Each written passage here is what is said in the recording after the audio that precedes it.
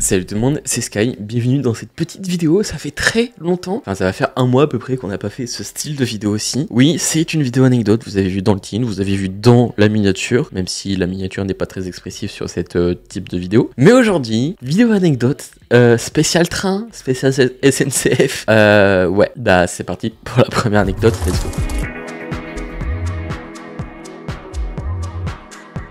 La première anecdote, c'est que une sosie de l'actrice de Munch, donc une série télévisée sur TF1, diffusée tous les vendredis soirs, je crois, de souvenirs, et c'était genre une avocate qui devait défendre certains clients. Voilà, il faisait des muncheries pour du coup avoir des preuves en plus pour défendre ou pour accuser, mais la plupart du temps, c'était pour défendre la personne qui n'avait presque rien fait, et donc du coup, cette série était trop cool. Et l'actrice principale, bah j'ai vu son sosie dans le train pour aller directement à la gare la plus proche.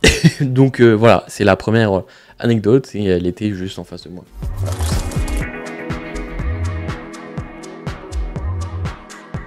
La deuxième anecdote, c'est que mon bus a eu une fuite d'air pile au moment où c'était l'arrêt en face de la gare. Genre vraiment, le bus n'a pas pu s'arrêter au meilleur moment. Genre, il aurait pu s'arrêter 2-3 arrêts avant moi. Ça m'aurait fait chier, j'aurais raté mon train et ça aurait emmerdé tout le monde. Là vraiment, il arrive à l'arrêt juste en face de la gare et coup de bol, ou mauvais coup de bol, je sais pas comment on peut le dire, fuite d'air, donc en gros, le bus ont besoin d'air comprimé pour soit fermer les portes, pour vraiment les laisser fermer et pas avoir un moteur. Et là, il y avait une des portes, je crois, de souvenir, qui avait du coup une petite fuite d'air. Rien de méchant, c'était juste une petite fuite d'air qui permettait de fermer les portes, mais là du coup, vu que la fuite d'air, elle était là, ça fait beaucoup de fuite d'air dans cette phrase et dans cette anecdote. Mais en gros, bah du coup, il y avait rien de méchant, c'était juste de l'air qui s'échappait, et voilà, le bus n'allait pas exploser, etc. Mais du coup, t'es en mode, ce son, j'ai jamais encore entendu. Et là, t'as le conducteur du bus qui dit, allez, tout le monde descend, terminus, et puis il rassure le monde, parce que du coup, bah, tu te poses des questions, tu te demandes pourquoi. Et il a dit, voilà, c'est juste une petite fuite d'air, et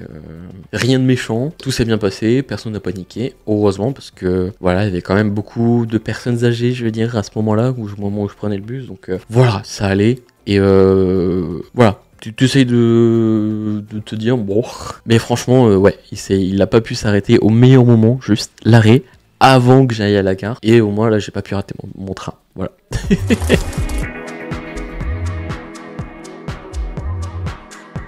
Celle-ci aussi j'aime bien comme anecdote, elle est très drôle. Une personne dans le train remet la porte de la poubelle en place et elle n'arrêtait pas de s'ouvrir. Je sais pas si vous avez déjà vu dans les trains de la SNCF, dans les sas d'entrée, il y a des genres de poubelles. Et donc tu peux mettre tes trucs normaux. Et elles sont souvent fermées à clé. Ils ont vraiment une clé spéciale un peu en triangle ou en rectangle, ça dépend de la forme de la clé. Mais souvent c'est universel pour éviter qu'ils ont 40 000 clés pour fermer la porte, pour fermer le machin. Et là, un mec qui était juste assis devant moi, vraiment assis devant moi, il y avait la poubelle devant lui. Et il arrêtait pas de s'ouvrir cette poubelle. Genre vraiment, c'était insupportable. Et il la remet, il la pousse, normal, tranquille. Et 2 secondes après, elle se réouvre. Puis lui, vraiment chiant le truc qui s'ouvre, tu vois. Donc il referme avec sa main. 2 secondes après, ça se réouvre. Et il refait. Et ça se réouvre, il refait ça. Et franchement, je me suis cru dans un sketch ou dans un genre de dessin animé style la Looney Tunes, tu vois, le truc, il arrête pas de s'ouvrir, il se fout de ta gueule, etc. Et je me suis fait un film, je me suis dit, un sketch dans un dessin animé. Et je me suis pété une barre tout seul parce que le mec, il s'est énervé sur la porte. Je me suis dit, mais il va jamais y arriver. Le pauvre, il va jamais y arriver. Et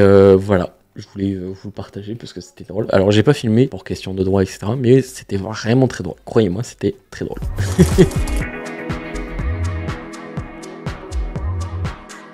On va rentrer dans un moment un peu plus casse-couille pour moi et aussi un peu prévention. C'est que le train avait 5 minutes de retard à cause de personnes qui voulaient sauter la vie. Voilà, c'est un sujet assez compliqué. YouTube, s'il te plaît, ne me banne pas. Puis il s'est arrêté pendant 27 minutes à une gare et a ralenti jusqu'à la gare de connexion. En gros, ce jour-là, j'étais dans mon train pour 10h34 et je devais arriver sur la ville la plus grande, donc à la gare de connexion, pour 10h55.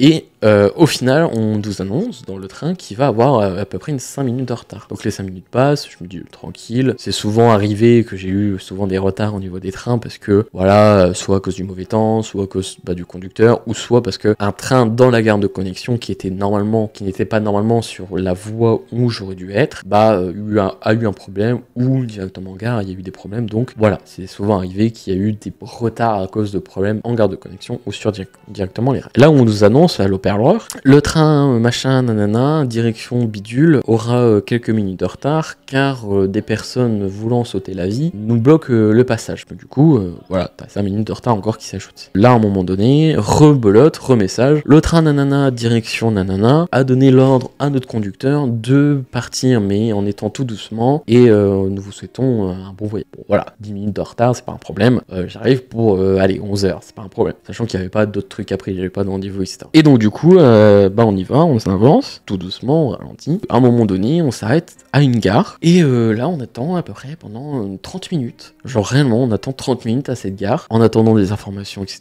du contrôleur, de la gare, de machin. Hop, rebelote, remessage. Nana, le train bidule, direction de truc, a donné l'ordre à notre conducteur d'y aller doucement, et les forces de l'ordre ont récupéré la personne suicidaire et ont pris en charge cette personne, et nous pourrons partir d'ici tout. Paf, voilà, et donc on repart tout doucement, et vraiment, j'ai mis presque peut-être 1 heure à aller à la gare la plus proche, vraiment à la gare de connexion, donc dans la grande ville, alors que normalement je mettais 20 minutes, voilà.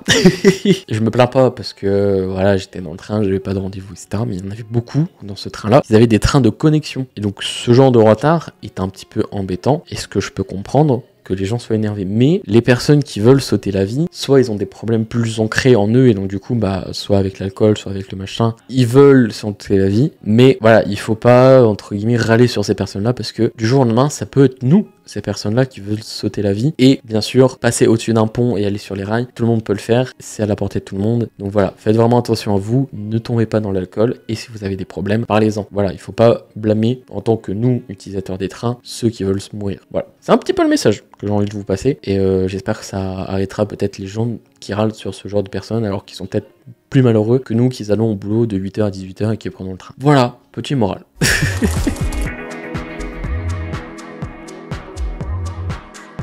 Et la dernière anecdote, les amis, pareil, c'était le même jour. Vraiment, je crois que ce jour-ci était vraiment maudit pour moi, et je pense, je pense pas que ce soit la pire expérience que j'ai eue en prenant des trains. Hein. J'en ai encore eu la dernière fois, que je vous en parlerai dans une autre vidéo anecdote. Mais là, c'est que pour repartir, la porte ne voulait pas se fermer. Ouais, la porte ne voulait vraiment pas se fermer, et ils ont essayé, hein, ils ont forcé. Elle voulait pas se fermer. Et moi, je me suis dit, ça y est, je vais être encore en retard. Ou ils vont nous faire sortir de train pour en prendre un autre qui la porte ferme. Et au final, au bout de 3 fois, ça a fermé. Donc voilà, on est quand même bien reparti. Voilà, je crois que c'était vraiment ma pire journée.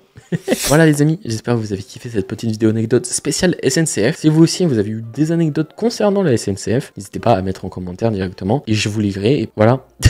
Sur ce, c'est Sky, merci d'avoir suivi cette vidéo. On se retrouve dimanche prochain pour une prochaine. N'hésitez pas à vous abonner, à liker, à partager. Vous êtes plus de 70% à ne pas regarder les vidéos, donc si vous le faites, vous êtes vraiment des big boss. Sur ce, c'est Sky, croyez toujours vos rêves. À dimanche prochain. Salut. Je rêvais d'une vie normale sans obligation.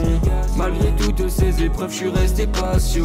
Je voudrais avancer normal sans obstination. Je me suis fait emporter, je crois que j'ai failli à ma mission. Et je sais que je t'ai déçu, mais j'ai fait de mon mieux. Mais j'ai failli à ma mission.